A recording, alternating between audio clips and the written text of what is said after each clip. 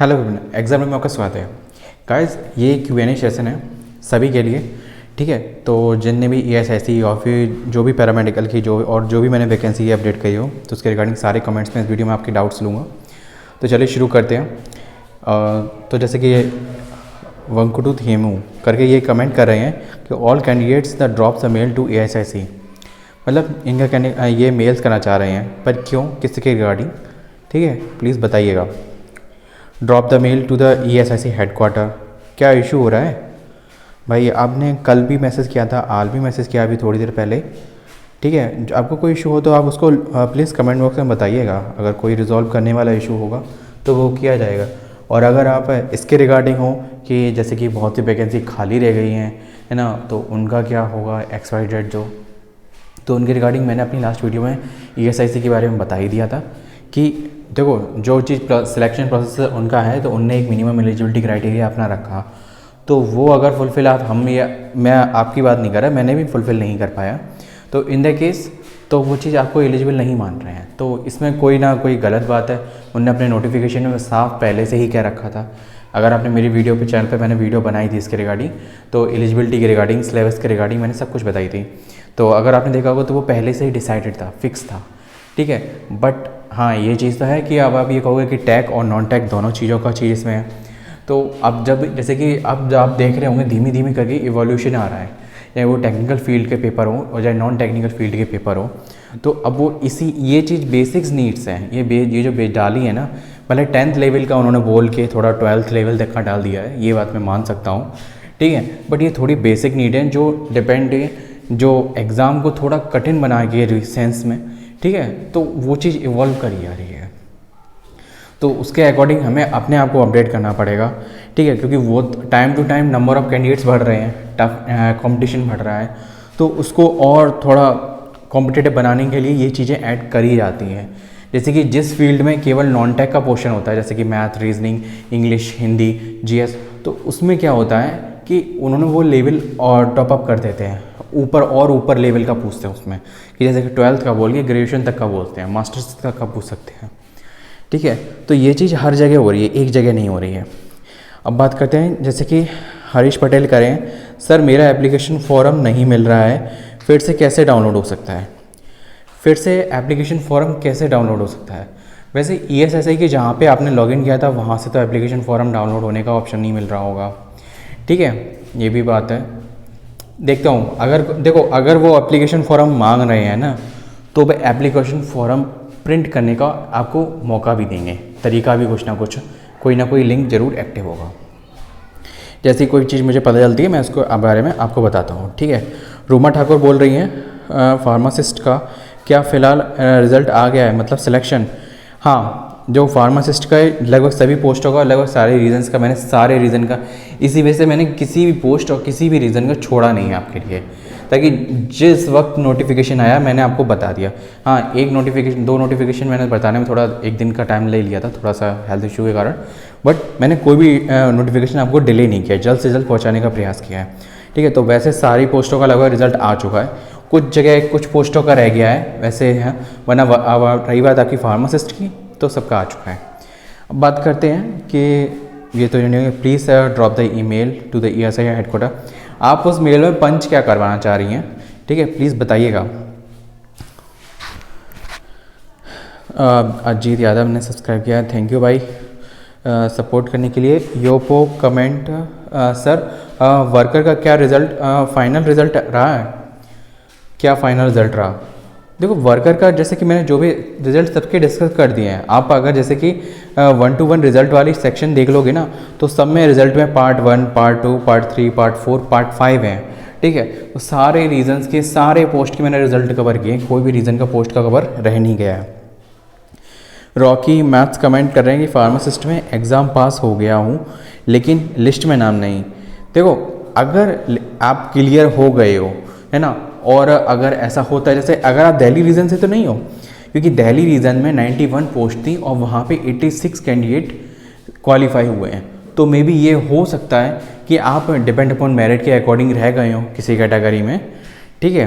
तो वो चीज़ हो सकती है। बाकी आप और अगर कहीं के तो प्लीज़ एक चीज़ चेक कर लीजिएगा कि आपका जो रेशियो है टैग का और नॉन टैग का वो सेम है या नहीं, मतलब 37 मतलब SC का है तो 37% और OBC का है तो 40% और वो क्या कहते हैं जनरल का है तो 45%। तो इस तरीके से आप अपना चेक कर लीजिएगा, ठीक है। दोनों के मार्क्स टैग और नॉन टैग दोनों के ही वैलिड माने हैं, ठीक है, कि ऐसा नहीं है किसी अगर आपके टोटल मार्क्स ज़्यादा आ रहे हो तो आप एलिजिबल हो, ठीक है। दोनों ही पोर्शन को मिला के अगर आपके कट ऑफ बीट कर रहे हैं तभी आप एलिजिबल हैं। और क्या बोल रहे हैं रॉकी मैथ सर, ESSI में एग्ज़ाम क्वालिफाइड है लेकिन लिस्ट में नाम नहीं। फिर से भाई आपका वही कमेंट। तो मैंने 1 to 1 सारे रिजल्ट देख आपको बता दिया है। हरीश DV कब तक उम्मीद है सर, क्या इलेक्शन के बाद DV होगा?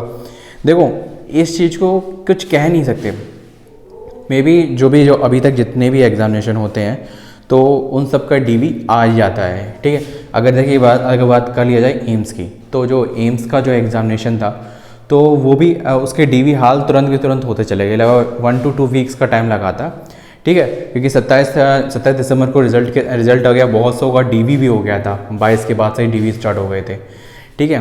तो इस चीज़ तो नहीं कह सकते, लेकिन हाँ अभी जैसे कि अभी मैं डेली रिव्यू कर रहा हूँ वेबसाइट्स, तो अभी फ़िलहाल DV के लिए उन्होंने कोई भी शेड्यूल जारी नहीं किया है, बट DV के लिए कैंडिडेट सेलेक्ट कर दिए हैं। तो मैंने आपके जैसे कि उसमें जो डॉक्यूमेंट वगैरह जो मैंने बताए थे नोटिफिकेशन में जो रिज़ल्ट में आए थे, तो वो प्लीज़ अपने डॉक्यूमेंट वगैरह सब प्रिपेयर करा लें, स्पेशल क्रूशियल डेट के अकॉर्डिंग। तो इस चीज़ का विशेष ध्यान रखें, ठीक है, किसी डॉक्यूमेंट की वजह से आपका सिलेक्शन नहीं रुकना चाहिए।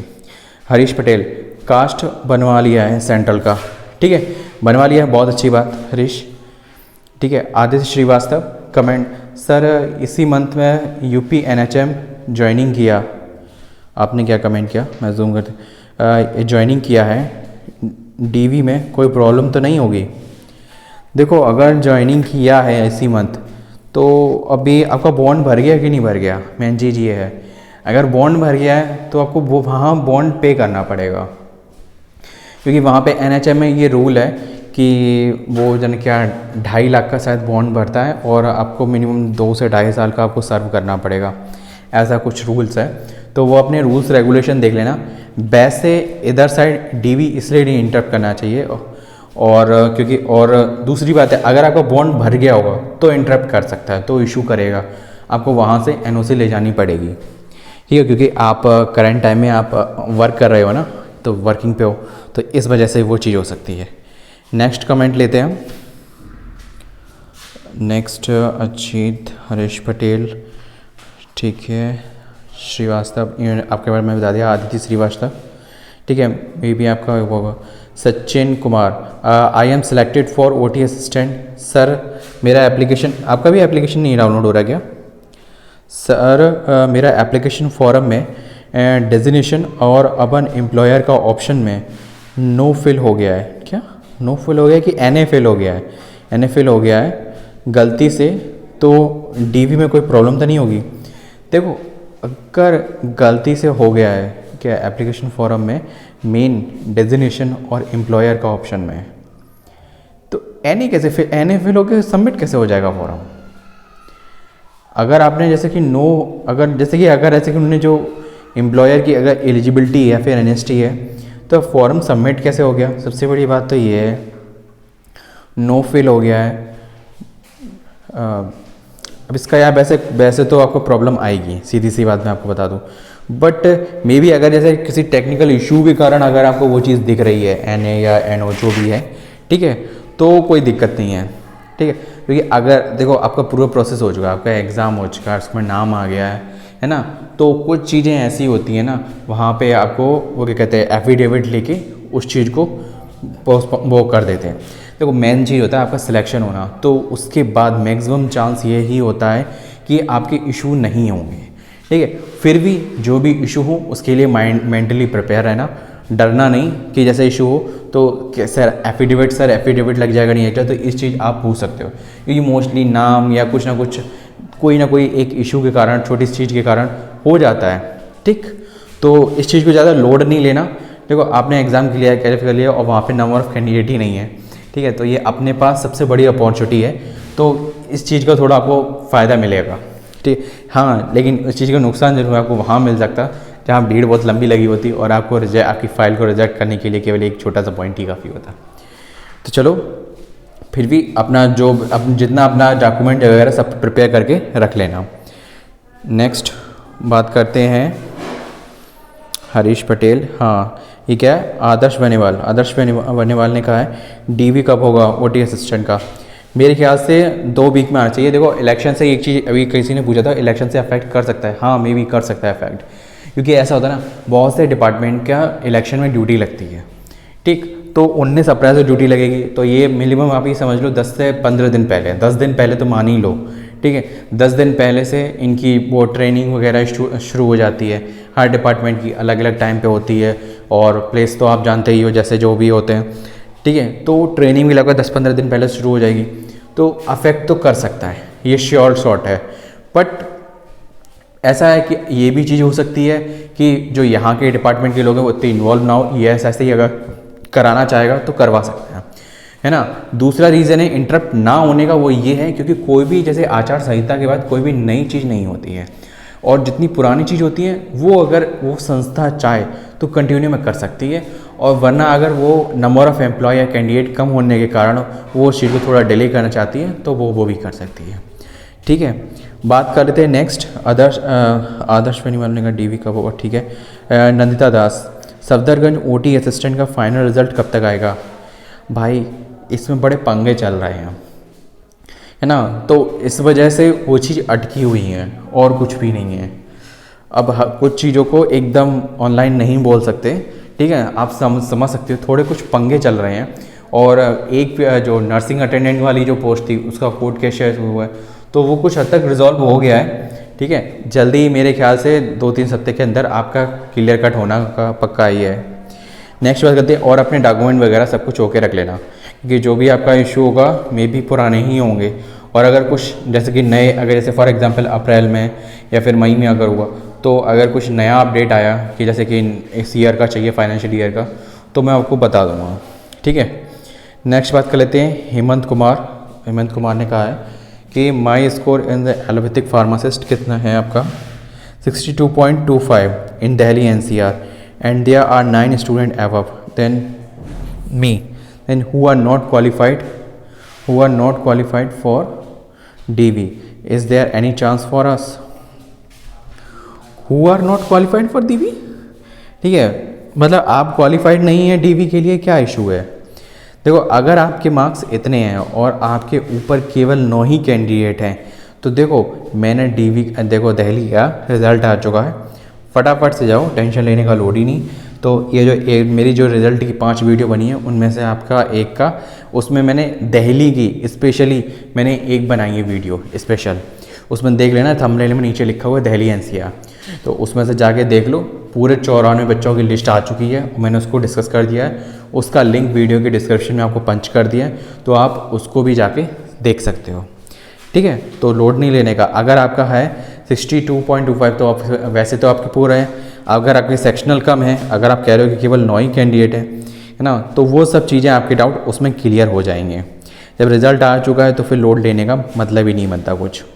बात करते हैं कि आदर्श ऐप का तो हो गया, नृत्या का हो गया, हेमंत का भी मैंने बता दिया। मयन कमेंटेड DV कब होगा भाई, कोई डेट बताइए।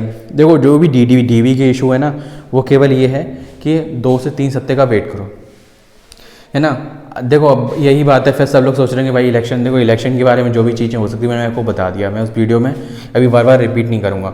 अगर आपने नहीं सुनी है तो प्लीज़ वीडियो को थोड़ा सा रिवाइंड करके देख लीजिए, तो आपको मैंने बता दिया है इसके रिगार्डिंग, एग्ज़ाम डेट के अकॉर्डिंग, सॉरी DV डेट के अकॉर्डिंग। तो और ESSI पैरामेडिक का DV कब होगा भाई मैंने बता दिया मयन, ठीक है। MSD वर्ल्ड क्या बोल रहे हैं, सब्सक्राइब करने के लिए थैंक यू ब्रदर, सपोर्ट करने के लिए। आदर्श श्रीवास्तव, सर मेरे ब्रदर का दिल्ली NCR से क्वालिफाइड है, बहुत कॉन्ग्रेचुलेशन अदिति श्रीवास्तव, ठीक है। और गौरव सिंह रिप्लाई नहीं, जो भी रिप्लाई किया होगा XYZ। सर मेरे ब्रदर का दिल्ली NCR से क्वालिफाइड किया है, उसने अभी इसी मंथ UP NHM में ज्वाइन किया। अच्छा आप अदिति श्रीवास्तव, अभी आपने कुछ दिन थोड़ी देर पहले मैंने आपका कमेंट लिया था, वो यही था, ज्वाइनिंग किया। सर क्या डॉक्यूमेंट वेरिफिकेशन से पहले NHM रीज़न देना पड़ेगा, NHM रीज़न देना पड़ेगा।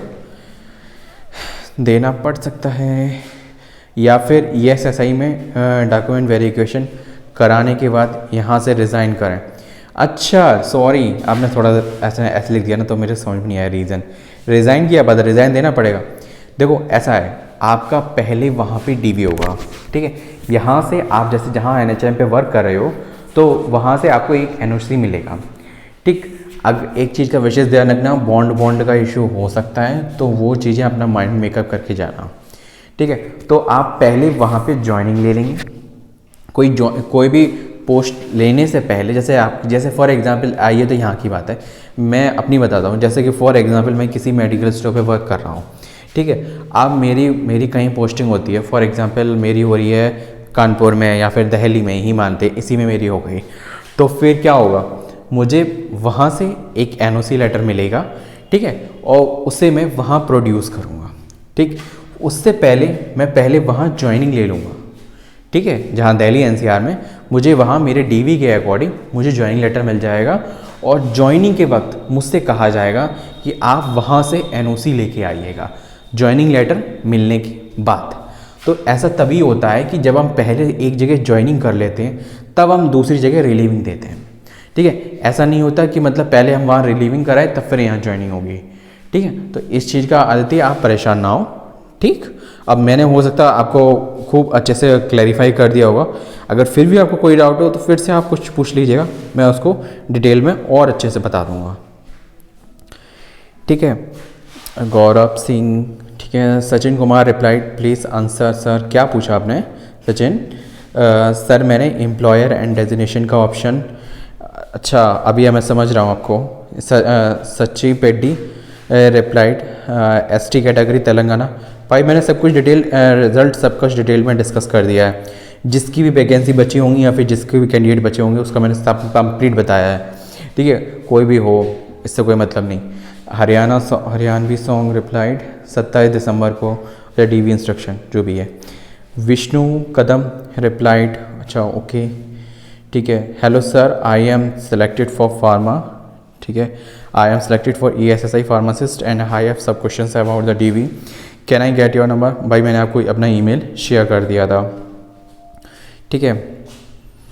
और हाँ, मैं एक कैंडिडेट का मैं क्वेश्चन लेना चाह रहा हूँ। इन्होंने बोला था, हाँ सचिन कुमार का, सर मैं एम्प्लॉयर एंड डेजिग्नेशन के ऑप्शन में नो कर दिया है, तो इससे DV में कोई प्रॉब्लम तो नहीं होगी? देखो अभी मैंने आपको बता दिया था, देखो प्रॉब्लम तो हो सकती है, मैं श्योर शॉर्ट आपको झूठ नहीं बोलूँगा। देखो आपने आपने एप्लीकेशन में गड़बड़ की है ना, ये है ना, सिंपल सी बात है। एप्लीकेशन फॉर्म में सही डिटेल फिल है, तो इससे DV में कोई क्या सही नहीं फिल है, तो इससे DV में कोई प्रॉब्लम तो नहीं होगी। देखो सीधी सी बात है, अगर आप जैसे वहाँ पे सिलेक्टेड ना मेरा कैंडिडेट कम हो, तो प्रॉब्लम तो देखो यार, देखो अगर कोई गड़बड़ करी है तो वो होगी। तो उसके लिए आपसे वो एफिडेविट ले लेंगे उसके रिगार्डिंग कि आप वही कैंडिडेट हो जो सिलेक्टेड हुए हो, है ना। तो उसके रिगार्डिंग वो आपको एफिडेविट लेंगे। फॉर एग्जांपल आपने यहाँ पे कोई अपने नाम में ही मिस्टेक कर दी होती, सपोज़ कर लेते हैं आपका नाम क्या है, सचिन कुमार, आपने कर दिया सपोज़ सचिन, केवल सचिन नहीं कर दिया, है ना, और फॉर्म भर दिया, तो आपके आधार कार्ड से, ठीक है, और एक एफिडेविट बनवाया जाता कि आप ही वही कैंडिडेट हो। आपका जो फ़ोटो आईडी है ना, उससे वेरिफिकेशन होता, और 10 रुपये की नोटरी पेपर पे, ठीक है, ये साइन होके एफिडेविट बनता, तो वो चीज़ आपकी इन्वॉल्व हो जाती।